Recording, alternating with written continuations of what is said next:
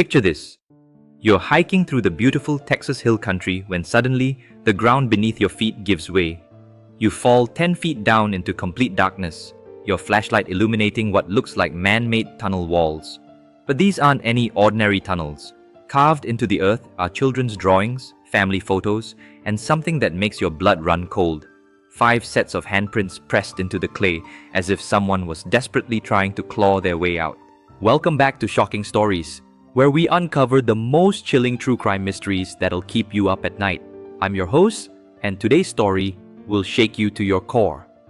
If you're ready to dive into one of Texas's most haunting unsolved mysteries, make sure to like this video and subscribe with notifications on, because you won't want to miss how this nightmare unfolds. It was October 15th, 2005, when the Carter family simply vanished from the face of the earth. Daniel Carter, a 42-year-old cattle rancher, lived with his wife Sarah, 38, and their 3 children, Emma, 15, Jake, 12, and little Lily, just 7 years old, on their sprawling 800-acre ranch outside the small town of Cedar Creek, Texas. To their neighbors, the Carters were the epitome of the American dream, hard-working, God-fearing folks who'd built their life from nothing into something beautiful. Daniel had inherited the ranch from his grandfather, and over the past decade, he'd turned it into one of the most successful cattle operations in the county. Sarah homeschooled the children and sold her famous apple pies at the local farmers market every Saturday. The kids were active in 4-H, and Emma had just won the county fair's barrel racing competition. By all accounts, this was a family with everything to live for. But on that crisp October morning, something went horribly wrong. Mrs. Patterson, their closest neighbor living about 2 miles down the dirt road, noticed that the Carters' morning routine was off. Usually, she could see Daniel loading cattle feed into his truck by sunrise, and Sarah would be hanging laundry on the line by 8 a.m. But that morning, the ranch was eerily quiet. No truck, no laundry, no signs of life at all. At first, she didn't think much of it. Maybe they'd gone to visit Sarah's sister in Houston, or perhaps Daniel had taken the family to cattle auction in San Antonio. But when Saturday rolled around and Sarah didn't show up at the farmer's market, missing it for the first time in 5 years, Mrs. Patterson knew something was wrong. She drove over to the ranch and found the front gate standing wide open, which was unusual since Daniel was meticulous about security. The house sat quiet and undisturbed, but something felt off. The family's 2 dogs were nowhere to be seen, and Daniel's prized pickup truck was gone.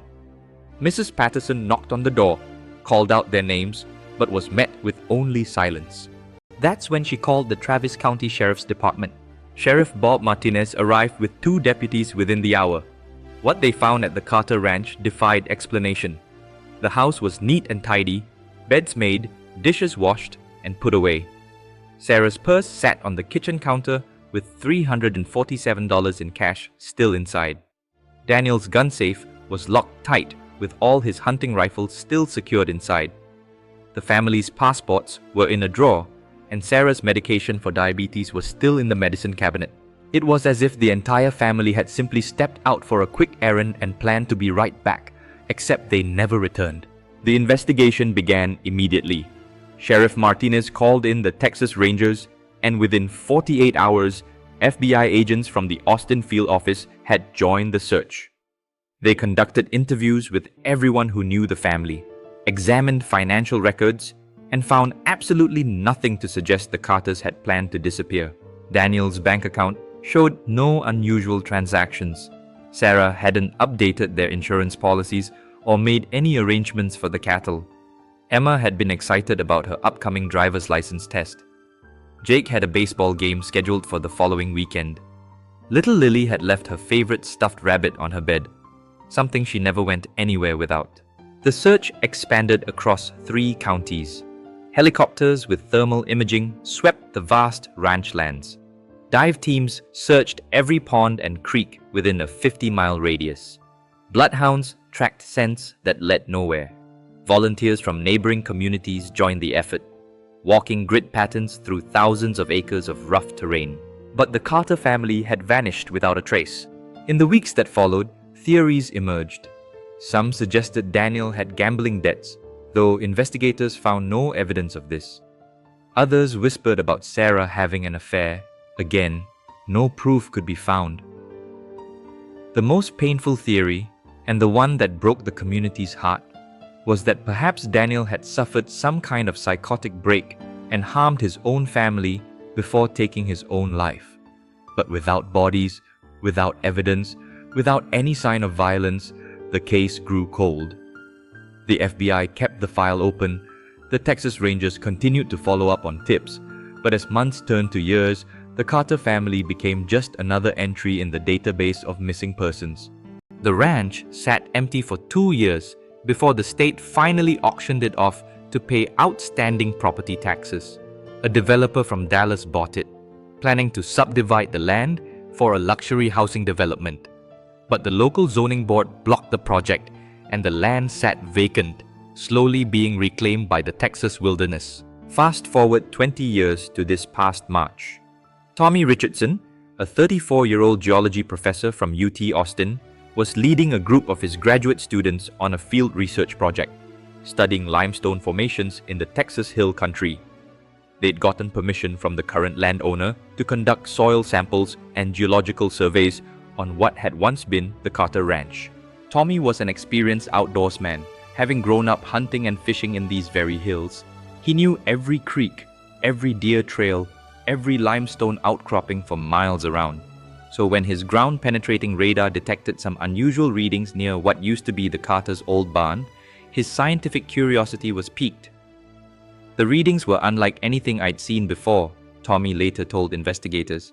It showed a large void space about 15 feet underground, with what appeared to be artificial structures, straight lines and right angles that don't occur naturally in limestone caves.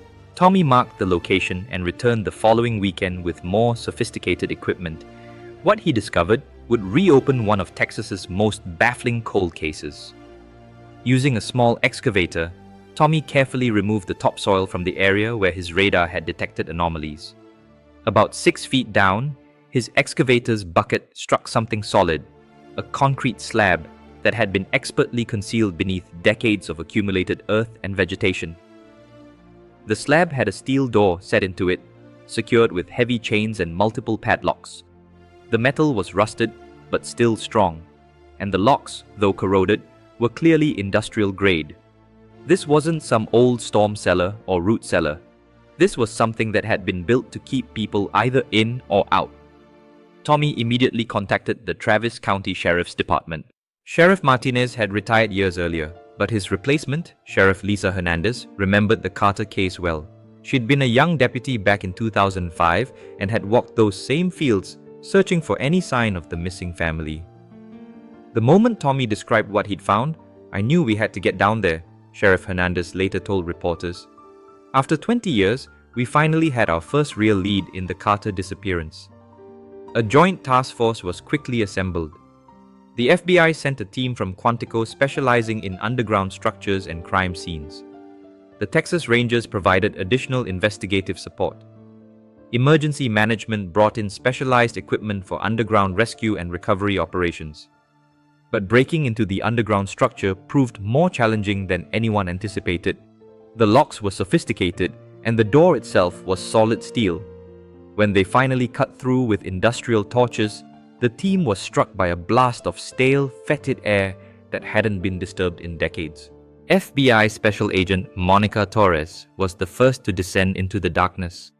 What she found down there would haunt her for the rest of her career. "I've worked crime scenes for 15 years, Agent Torres said in a later interview. "I've seen things that would give most people nightmares. But nothing prepared me for what was waiting at the bottom of those stairs." The underground complex was extensive, a network of tunnels and rooms that had been carefully carved out of the limestone bedrock and reinforced with concrete. The main chamber was roughly 30 feet square, with a ceiling high enough for an adult to stand upright. But it was what the team found in those rooms that told the true story of the Carter family's fate. In the first room, they discovered 5 sleeping areas, makeshift beds constructed from wooden planks and moth-eaten blankets. Personal items were scattered throughout, Emma's school textbooks, Jake's baseball mitt, Lily's coloring books, and what appeared to be Sarah's reading glasses. The walls were covered with desperate messages scratched into the limestone with fingernails and bits of metal. "Help us" was carved in multiple places. "Someone please find us" was etched near what had once been the entrance. Most heartbreaking were the height measurements marked on one wall, showing how the children had grown during their time in captivity. Agent Torres's flashlight illuminated something that made her step back in shock.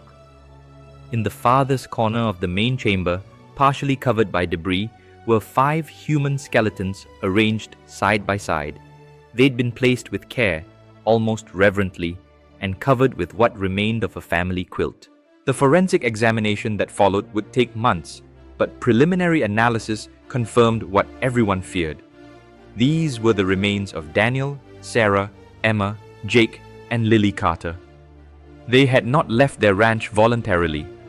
They had been imprisoned in this underground nightmare until death finally freed them from their suffering. But who had done this to them? And why? The investigation was just beginning, and the answers would prove more shocking than anyone could imagine. Make sure you're subscribed because the final part of this story will reveal the truth about who created this underground prison and the motive that drove them to destroy an entire family. The forensic analysis of the underground complex revealed the horrifying scope of the Carter family's ordeal. Based on evidence found in the tunnels, investigators determined that the family had been held captive for approximately 6 months before their deaths in early 2006. The cause of death for all 5 family members was determined to be starvation and dehydration. They had been left to die slowly in their underground prison. But the most chilling discovery was yet to come. As FBI forensics teams continued to process the scene, they found evidence that this wasn't a random crime.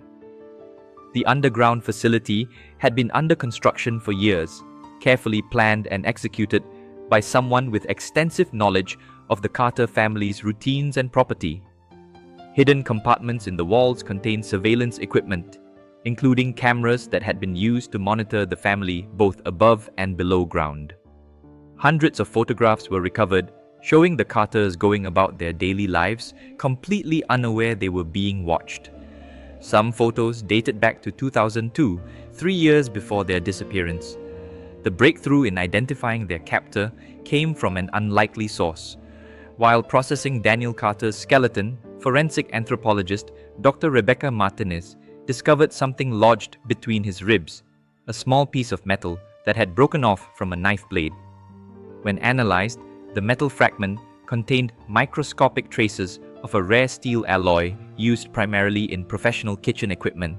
This lead directed investigators to examine the backgrounds of everyone who had worked in food service and had contact with the Carter family. What they discovered sent shockwaves through the small community of Cedar Creek. Robert Bobby Kellerman, now 67 years old, had been the head cook at Cedar Creek Elementary School for over 15 years when the Carters disappeared. He was a quiet, unassuming man who lived alone in a small trailer on the outskirts of town. The Carter children had eaten lunch prepared by Bobby every school day for years. Sarah Carter had served on the school's volunteer committee and had worked closely with Bobby on several fundraising dinners. When investigators went to Bobby's trailer in April 2025, they found it abandoned. Neighbors said he'd left town suddenly about 6 months earlier, claiming he was moving to Arizona to be closer to his sister. But when FBI agents contacted his supposed sister, they learned she had died in 2018 and had never lived in Arizona. A deeper investigation into Bobby Kellerman's background revealed a disturbing pattern. Born Robert Kellerman in Iowa in 1958, he had been convicted of kidnapping and assault in 1982, but had served only 4 years of a 10-year sentence due to prison overcrowding.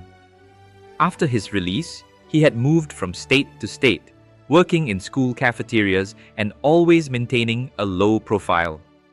What investigators found when they obtained a warrant for Bobby's trailer answered the final questions about the Carter case. Hidden in a false wall were journals detailing his obsession with the family. Entry after entry described his fantasy of saving them from what he saw as the corruption of modern society by keeping them pure in an underground sanctuary.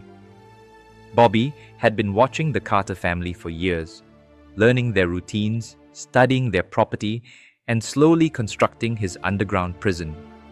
His journals revealed that he believed he was protecting them from an evil world and that they would eventually thank him for his care. When they continued to resist and beg for freedom, his delusion cracked, and he simply stopped bringing them food and water. The most disturbing entries came from the final weeks of the Carters' lives. Bobby wrote about hearing their pleas growing weaker, about little Lily crying for her mother, about Daniel's desperate attempts to break through the steel door.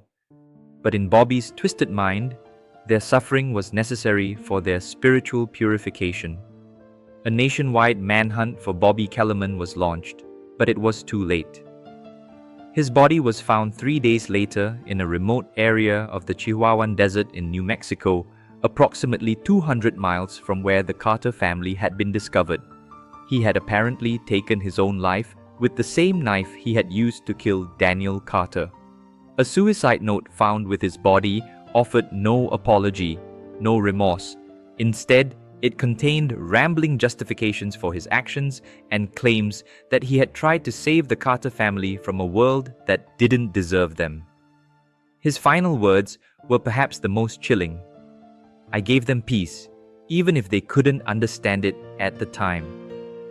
The Carter case was officially closed in June 2025, 20 years after the family's disappearance. At the memorial service, hundreds of community members gathered to finally say goodbye to Daniel, Sarah, Emma, Jake, and Lily Carter. They were buried together in Cedar Creek Cemetery, in a plot overlooking the hills where they had once lived and been so happy. The discovery brought closure to a community that had wondered for 2 decades what had happened to their neighbors. But it also raised disturbing questions about how someone could live among them for years, preparing such an elaborate crime without anyone suspecting the evil that lurked beneath Bobby Kellerman's quiet exterior. Mrs. Patterson, now 84, and the only neighbor still living in the area, spoke at the memorial service. "I always wondered if I could have done something different that morning," she said, tears streaming down her face. "But now I know the Carters were already gone. They'd been gone for months. At least now they can rest in peace." The abandoned ranch where the Carter family once lived has been designated as a memorial site. The underground chambers have been sealed, but a small monument marks the location where they were found. Visitors often leave flowers, toys, and notes of remembrance for a family whose lives were cut short by unimaginable evil. The case of the Carter family serves as a reminder that monsters don't always look like monsters. They can be the quiet neighbor, the friendly school worker, the person who blends into the background of our daily lives. Bobby Kellerman spent years among the people of Cedar Creek, serving their children lunch, participating in community events, all while planning and executing one of the most cruel and calculated crimes in Texas history. As we close this chapter of shocking stories, I want you to remember the Carter family not for how they died, but for how they lived. They were a family who loved each other, who worked hard, who contributed to their community. Their story is a tragedy, but it's also a reminder to cherish the time we have with our loved ones and to stay vigilant about the safety of our families and communities. What do you think about the Bobby Kellerman case? How could someone hide such evil for so long?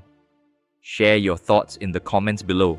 And if this story moved you, please like this video and subscribe to Shocking Stories for more true crime cases that reveal both the worst and the best of humanity. Remember, evil may be real, but so is the power of community, justice, and the love that survives even the darkest crimes. Stay safe out there, and I'll see you in the next shocking story.